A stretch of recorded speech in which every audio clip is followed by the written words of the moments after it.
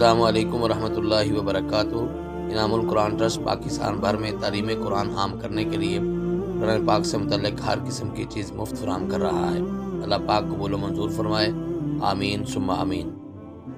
نحمده ونصلي ونسلم على اشرف الانبیاء والمرسلین، اما بعد فاعوذ باللہ السمیع العلیم من الشیطان الرجیم من حمزه ونفخه ونفثه وَلَقَدْ يَسَّرْنَا الْقُرْآنَ لِلذِّكْرِ فَهَلْ مِن مُدَّكِرٍ، اور یقیناً ہم نے نصیحت حاصل کرنے والوں کے لیے قرآن کو آسان کر دیا ہے، تو پھر کوئی ہے جو نصیحت حاصل کرے۔ حضرات و حاضرین، ناظرین و سامعین، رمضان المبارک کی بابرکت گھڑیوں میں انعام القرآن ٹرسٹ پاکستان کے زیر اہتمام ترجمۃ القرآن کا یہ شاندار 40 روزہ شارٹ کورس جاری ہے۔ آج ہم اس کا 7واں سبق پڑھنے جا رہے ہیں۔ حضرات گرامی، ہمارے جو سبق کی ترتیب ہے اس کے لحاظ سے سب سے پہلے ہم 2 حروف پڑھتے ہیں۔ ان میں پہلا حرف ہے لم۔ لم کا مطلب ہے نہیں، اور یہ ماضی کے لیے استعمال ہوتا ہے۔ اللہ رب العزت قرآن مجید میں ارشاد فرماتے ہیں، لم یلد ولم یولد۔ سورہ اخلاص کے اندر اللہ رب العزت توحید کامل کا ذکر کرتے ہوئے اس کے اجزاء کو بیان کرتے ہوئے کہتے ہیں کہ نہ تو اللہ کی کوئی اولاد ہے اور نہ ہی اللہ کو کسی نے پیدا کیا ہے۔ اور دوسرا حرف ہے قد۔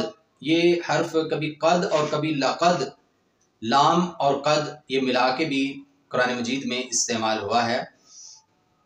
اللہ رب العزت ارشاد فرماتے ہیں، لقد کان لکم فی رسول اللہ اسوۃ حسنہ۔ یقیناً آپ کے لیے رسول کریم صلی اللہ علیہ وسلم کی مبارک زندگی میں ایک بہترین نمونہ موجود ہے۔ حضرات گرامی، قد کا مطلب ہے یقیناً، اور ہمارے سبق کا دوسرا حصہ ہے اردو اسم۔ سب سے پہلا اسم ہے حرام۔ قرآن مجید میں یہ 26 مرتبہ استعمال ہوا ہے۔ اللہ فرماتے ہیں، ھذا حلال و ھذا حرام۔ حلال و حرام کی تمیز واضح ہے۔ یہ وہ چیزیں ہیں کہ جو حلال ہیں اور یہ وہ چیزیں ہیں جو حرام ہیں۔ یہاں پہ حلال و حرام کا بیان ہے، اس کی تفصیل میں جانے کی ہمارے سبق میں گنجائش نہیں ہے، لیکن اتنی بات ضرور ہے کہ یہاں ایک قاعدہ جو ہے وہ ضرور ہمیں سمجھنا چاہیے۔ نبی کریم صلی اللہ علیہ وسلم نے ارشاد فرمایا کہ حلال بھی واضح ہے اور حرام بھی واضح ہے، یعنی وہ بیان کر دیا گیا ہے، اور فرمایا کہ ان کے درمیان متشابہات ہیں، وہ چیزیں کہ جن میں عام لوگوں کو شک ہے کہ یہ حلال ہیں یا حرام ہیں۔ علماء اور فقہا محدثین تو جانتے ہیں ان کی تفصیل، لیکن عام لوگ جو ہیں اس میں شک میں پڑ جاتے ہیں، تو اس شک سے نکلنے کا طریقہ یہ ہے کہ اس سے گریز کیا جائے۔ اور دوسرا اسم ہے حساب۔ یہ قرآن مجید میں 26 مرتبہ استعمال ہوا ہے۔ اللہ رب العزت ارشاد فرماتے ہیں، یوم یقوم الحساب۔ حضرت ابراہیم علیہ السلام کی دعا جو کہ ہم ہر نماز میں پڑھتے ہیں، اس کے آخر میں ہے کہ جس دن قیامت قائم ہوگی، حساب قائم ہوگا۔ اور یہ حساب کا لفظ اردو میں ہم بہت زیادہ استعمال کرتے ہیں۔ تیسرا اسم ہے حافظ۔ حافظ حفاظت کرنے والا، اور قرآن مجید جس کو زبانی یاد ہوتا ہے اس کو بھی حافظ کہا جاتا ہے۔ قرآن مجید میں یہ اسم 25 مرتبہ استعمال ہوا ہے۔ اللہ کے صفاتی ناموں میں سے بھی ایک نام ہے، فاللہ خیر حافظا، اللہ ہی سب سے بہترین حفاظت کرنے والا ہے۔ چوتھا اسم ہے محفوظ۔ یہ 4 مرتبہ استعمال ہوا ہے قرآن مجید میں، فی لوح محفوظ۔ قرآن مجید کی حقانیت کا تذکرہ ہو رہا ہے اور فرمایا کہ یہ لوح محفوظ میں ہے، اور تمام انسانوں کی تقدیر اور سارے معاملات اللہ رب العزت نے سب سے پہلے جہاں پہ لکھوائے تھے، وہ حساب کتاب کا پورا کھاتا جو ہے جہاں پہ ہر چیز لکھی ہوئی ہے اسے لوح محفوظ کہا جاتا ہے۔ اور 5واں اور آخری اسم ہے حق۔ حق یعنی سچ، درست بات۔ قرآن مجید میں یہ اسم 244 مرتبہ استعمال ہوا ہے، 244 ٹائمز۔ اور اللہ فرماتے ہیں، وَيُرِيدُ اللَّهُ أَن يُحِقَّ الْحَقَّ بِكَلِمَاتِهِ، کہ اللہ یہ چاہتے ہیں، اللہ یہ ارادہ رکھتے ہیں کہ وہ اپنے کلمات کے ذریعے حق کو حق ثابت کر دے۔ حضرات گرامی، یہ 5 اردو اسم ہیں اور اس کے بعد 5 عربی اسما ہے۔ پہلا اسم ہے اشد، اگرچہ کبھی کبھار یہ اردو میں بھی استعمال ہوتا ہے لیکن اس کا زیادہ استعمال نہیں ہے، اس لیے اس کو عربی اسما میں رکھا ہے۔ یہ قرآن مجید میں 28 مرتبہ استعمال ہوا ہے۔ اشد کا مطلب ہے بہت ضروری، شدید ترین، والذین آمنوا اشد حبا للہ، اور وہ لوگ جو ایمان والے ہیں ان کی اللہ سے شدید ترین محبت ہوتی ہے، سب سے بڑھ کر ان کی محبت اللہ کے ساتھ ہوتی ہے۔ دوسرا اسم ہے وجہ، اس کی جمع وجوہ۔ وجہ کا ایک لفظ اردو میں استعمال ہوتا ہے سبب کے لیے، لیکن عربی میں وجہ کا مطلب ہے چہرہ، اور اللہ فرماتے ہیں وَيَبْقَى وَجْهُ رَبِّكَ ذُو الْجَلَالِ وَالْإِكْرَامِ، سورہ الرحمن میں ہے کہ آپ کے رب کا چہرہ باقی رہے گا، آپ کے رب کی ذات باقی رہے گی جو کہ بہت عزت و جلالت والی ذات ہے۔ اور وجہ کا لفظ یا وجوہ کا لفظ قرآن مجید میں 71 بار استعمال ہوا ہے۔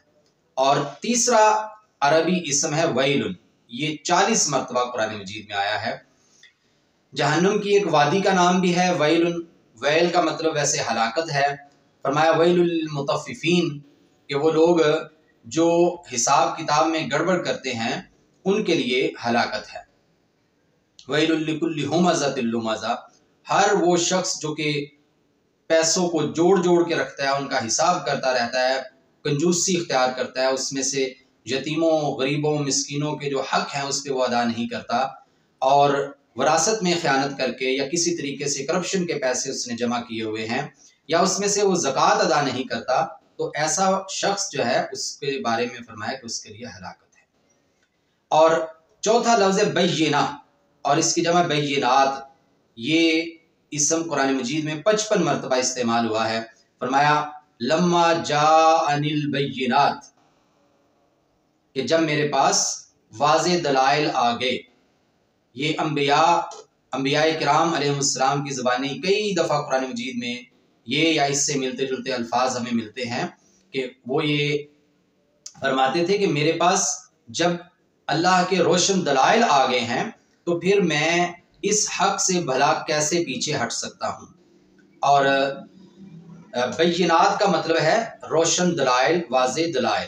اور پانچواں اسم ہے مبین، قرآن مجید میں یہ 119 مرتبہ استعمال ہوا ہے، یہ بھی بینات سے ہی یہ لفظ مبین، واضح۔ ان الشیطان للانسان عدو مبین، اللہ فرماتے ہیں کہ بے شک شیطان انسان کا واضح دشمن ہے۔ حضرات گرامی، ہمارے سبق کا آخری حصہ ہے افعال۔ پہلا فعل ہے ہدا، ہدا یہدی ہدایہ، اہدنا الصراط المستقیم۔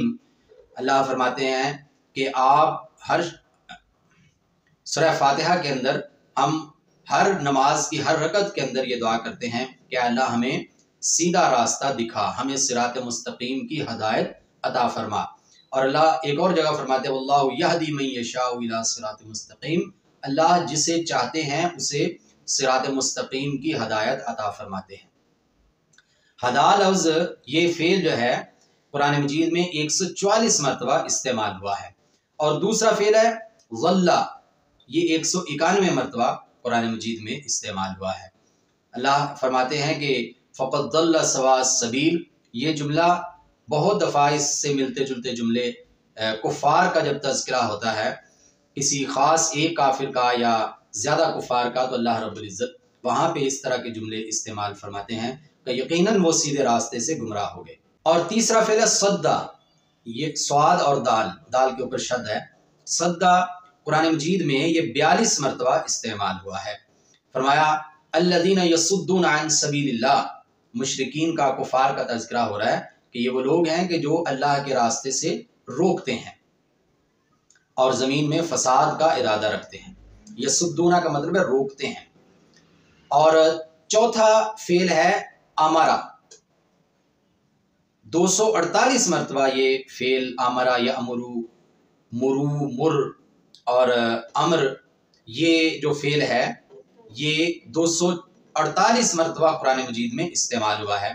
ان اللہ یأمرکم بالعدل والاحسان وایتاء ذی القربى وینہی عن الفحشاء والمنکر۔ اللہ رب العزت ارشاد فرماتے ہیں کہ بے شک اللہ آپ کو عدل کا اور احسان کا حکم دیتے ہیں۔ عدل پہلی سیڑھی ہے اور احسان اس سے اوپر کا درجہ ہے۔ عدل کا مطلب ہے برابر برابر تولنا، یعنی جتنا جس کا حق ہے اتنا اس کو دینا، نہ کم نہ زیادہ۔ اور احسان جتنا جس کا حق ہے اس سے بڑھ کر اس کے ساتھ سلوک کرنا، یہ احسان ہے۔ امرا کا مطلب ہے حکم دینا، اور آج کا ہمارا آخری فعل ہے آخذ۔ آخذ یاخذ، خذ، خذو، یاخذون، اور یہ جو لفظ ہے یہ فعل قرآن مجید میں 273 مرتبہ استعمال ہوا ہے۔ اللہ فرماتے ہیں وَإِذْ أَخَذَ اللَّهُ مِيثَاقَ النَّبِيِّينَ، جب اللہ نے نبیوں سے پختہ وعدہ لیا تھا، وہ وعدہ جو کہ روز اول اللہ نے تمام انسانوں سے اور پھر بالخصوص انبیاء سے لیا تھا، اور توحید کا وعدہ تھا اور نبی کریم صلی اللہ علیہ وسلم کی اطاعت کا وعدہ تھا۔ تو یہ اس وعدے کی طرف اشارہ ہے۔ آخذہ کا مطلب ہے پکڑنا، لینا۔ حضرات گرامی، دیکھیے اس مختصر سی مجلس میں ہم نے قرآن مجید کے 1542 الفاظ سیکھ لیے ہیں۔ صرف ان 15 الفاظ کے ذریعے 1542، اور اس کے شروع میں جو ہم نے 2 حرف پڑھے ہیں وہ تو قرآن مجید میں ہزاروں مرتبہ استعمال ہوئے ہیں۔ حقیقت تو یہ ہے کہ اگر کوئی سنجیدگی کے ساتھ ان دروس کو سنتا ہے، ان اسباق کو پڑھتا ہے، تو یقیناً وہ 40 دن کے بعد اپنے اندر ایک بہت بڑی تبدیلی اور بہت بڑا اعتماد محسوس کرے گا۔ اللہ تعالی ہمیں قرآن کریم سے جڑنے کی، اسے سیکھنے اور سمجھنے کی، عمل کرنے اور پھیلانے کی توفیق عطا فرمائے۔ وما علینا الا البلاغ المبین۔